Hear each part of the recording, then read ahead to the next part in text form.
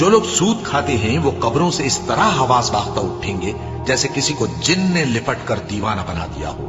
یہ اس لیے کہ وہ کہتے ہیں کہ سودا بیچنا بھی تو نفع کے لحاظ سے ویسا ہی ہے جیسے سود لینا، حالانکہ سودے کو اللہ نے حلال کیا ہے اور سود کو حرام.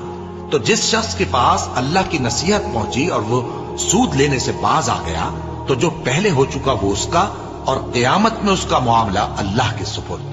اور جو پھر لینے لگا تو ایسے لوگ دوزخی ہیں کہ ہمیشہ دوزخ میں جلتے رہیں گے. اللہ سود کو نابود یعنی بے برکت کرتا اور خیرات کی برکت کو بڑھاتا ہے، اور اللہ کسی ناشکر گناہگار کو دوست نہیں رکھتا.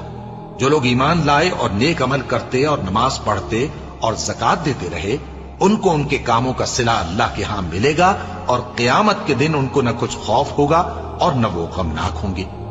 مومنو، اللہ سے ڈرو، اور اگر ایمان رکھتے ہو